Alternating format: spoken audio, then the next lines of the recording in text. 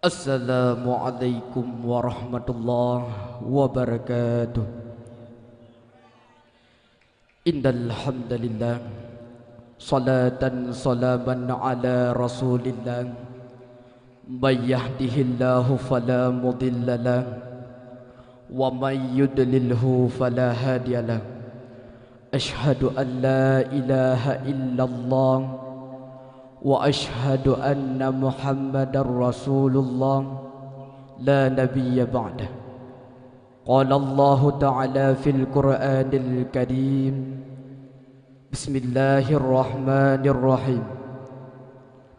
Dhaharal fasadu fil barri wal bahri bima kasabat aydin nas liyudhiqahum ba'dalladhi 'amilu la'allahum yarji'un.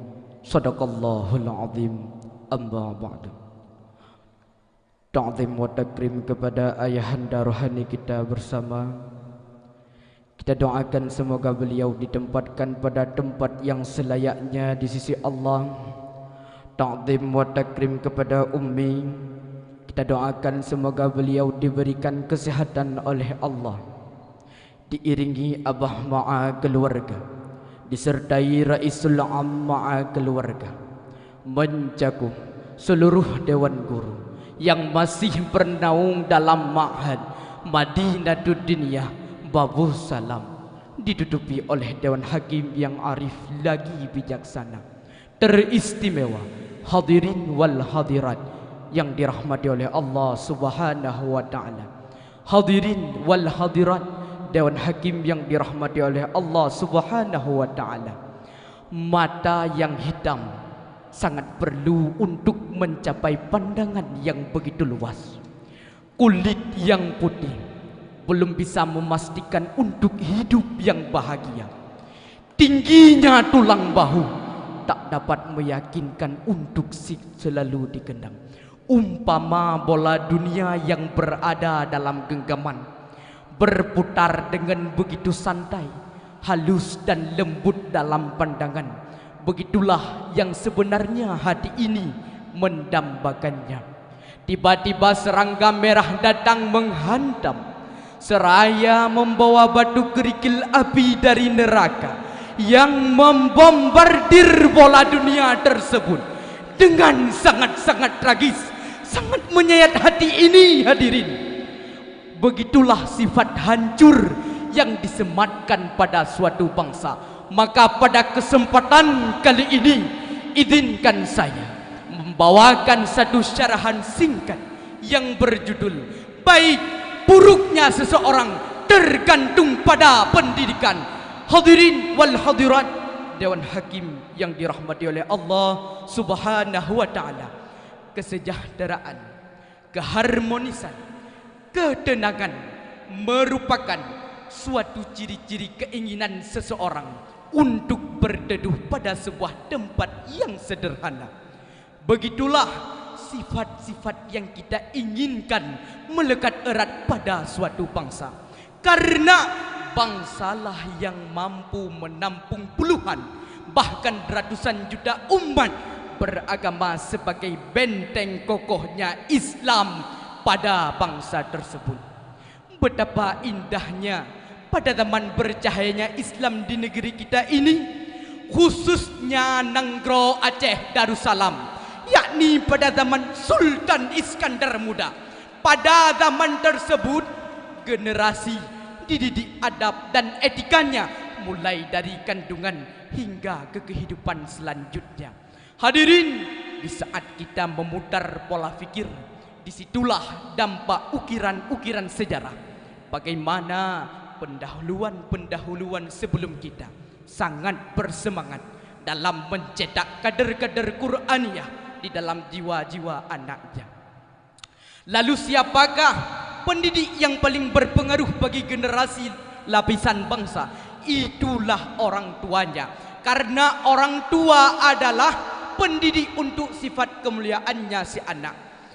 Didikan dengan diamnya, didikan dengan perbuatannya, didikan dengan perkataannya. Tugas pendidik mengajari apa yang dibutuhkan anaknya. Pandainya seorang anak tergantung pada orang tuanya. Luas dan cerdiknya pemikiran si anak sangat berpengaruh dari lingkungannya. Seperti sejarahnya Sayyidina Ali. Sedang-sedang Hasan dan Husain bermain di atas punggung baginda Rasul. Tiba-tiba Ali datang. Dengan penuh ketakutan mereka pun langsung turun. Rasul bertanya, "Mengapa dengan kalian wahai cucuku?" Dengan wajah dengan penuh gugup mereka menjawab, "Ayah kami telah datang ya Rasul." Dengan cepat Ali menghampiri dan memukul mereka seraya berkata, "Kesopanan lebih baik untuk kalian."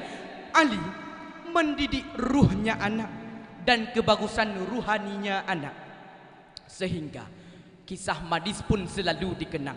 Hasan dan Husain menjadi khilafah sang penegak keadilan dunia pada masanya. Begitu pula dengan kisah-kisah lainnya, seperti kisahnya Luqmanul Hakim yang mendidik ketauhidan dan moralnya si anak. Hadirin, mereka bukan hanya menafkahi jasmani anak, materi yang dibutuhkan oleh tubuh si anak, melainkan materi ruhaniah, materi akliyah yang dibutuhkan anak pun tak juga mereka tinggalkan.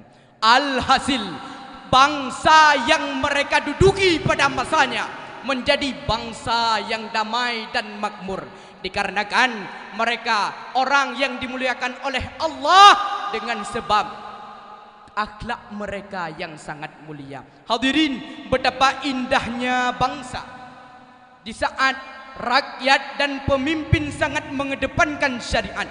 Betapa indahnya bangsa di saat generasi penuh dihiasi dengan ilmu agama, bukan hanya memperhatikan pangkat dan mengutamakan prioritas hidupnya masing-masing.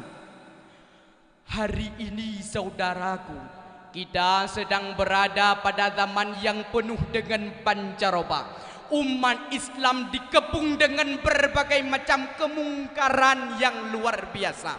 Benih maksiat pun tumbuh di mana-mana, persis seperti berada di dalam lingkaran setan yang dihiasi dengan berbagai macam kemaksiatan dunia.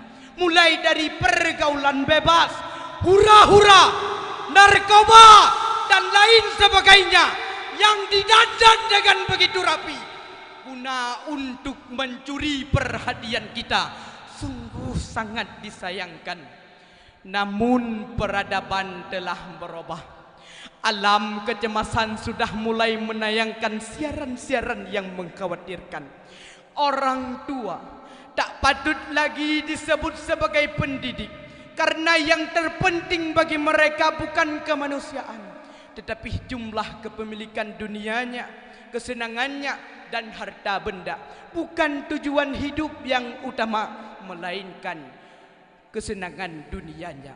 Di dalam beragama yang utama bukan lagi mencari ridha Allah, melainkan gaya kealimannya. Sehingga para pemimpin, visi misi yang mereka perjuangkan bukan untuk mensejahterakan rakyat, melainkan kemegahan, kegagahan, dan kekuasaannya. Bukan memikirkan agar agama supaya tegak dan tidak didapat digoyahkan di dalam suatu bangsa, melainkan isi perut dan hawa nafsunya. Bagi mereka yang telah terjerumus ke dalam jurang yang tak berdasar, mereka membusungkan dada di dalam membangkang agama Allah, serta manusia dengan bangganya mempersembahkan berbagai macam kemaksiatan di atas panggung dunia. Mulai dari anak-anak sudah enggan untuk mengaji, beranjak tingkat remaja, sibuk berpacaran, mabuk-mabukan, serta main game PUBG. Yang dewasa pun 24 jam dengan judi, tak lain dan tak bukan main klot pak kedai kopi.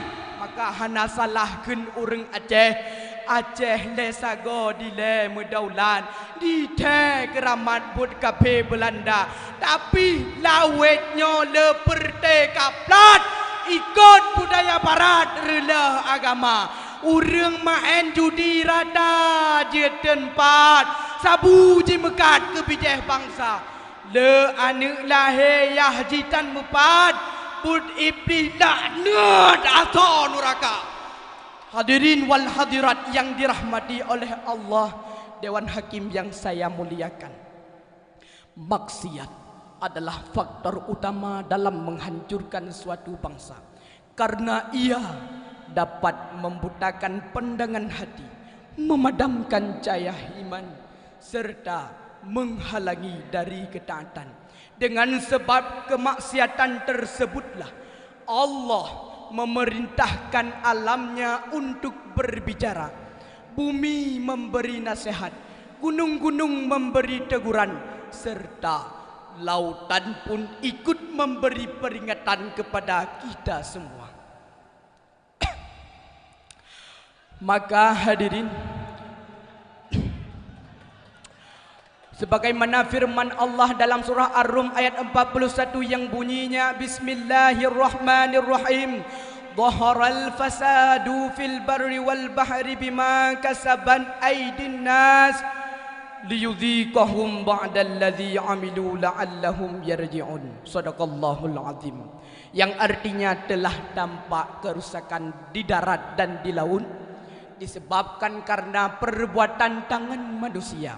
Allah menghendaki agar mereka merasakan sebagian akibat perbuatan tangan mereka, sehingga mereka kembali ke jalan yang benar. Hadirin, maka kunci sejahtera suatu bangsa dengan adanya keimanan dan ketakwaan di dalam setiap hamba. Namun untuk mendapatkan predikat iman dan takwa semestinya harus didasari oleh ilmu dan akhlakul karimah. Yarfa'illahu alladhina amanu minkum walladhina utul ilma darajat. Allah akan meninggikan orang-orang yang beriman di antaramu dan orang-orang yang berilmu pengetahuan beberapa derajat. Dalam ayat ini ilmu dan iman disebutkan secara bersamaan. Dalam artian ini memberi peringatan. Kata iman, ilmu sangat berkaitan. Dalam artian iman tidak akan wujud tanpa adanya ilmu pengetahuan, dan ilmu pengetahuan sejati adalah yang mampu mendorong si empunyanya semakin beriman kepada Allah. Maka oleh karena demikian, selagi darah masih mengalir di dalam urat, pikiran yang jernih masih melekat di dalam otak, nyawa belum berpisah jauh dari jasad, maka marilah kita pergunakan kesempatan kita untuk menuntut ilmu, khususnya bagi generasi bangsa kita, yakni anak-anak kita yang masih bersih pikirannya, belum tercampur dengan pemahaman yang radikal dan pengaruh dunia luar yang begitu liar. Dengan sebab demikianlah bangsa yang dulunya terperu akan tegak dan tak akan merunduk. Bangsa yang dulunya gemetar akan tetap kuat dan kekar. Semoga bangsa kita menjadi bangsa yang baldatun thayyibatun wa rabbul ghafur. Amin amin ya rabbal alamin. Kesimpulan, bangsa yang damai dan makmur sangat nyaman untuk ditempati. Pemimpin yang adil sangat ingin untuk dimiliki. Rakyat yang taat ialah lapisan utama sebagai generasi. Bila ini terkombinasi, insya Allah apapun yang kita pinta terhadapnya pasti Allah akan penuhi.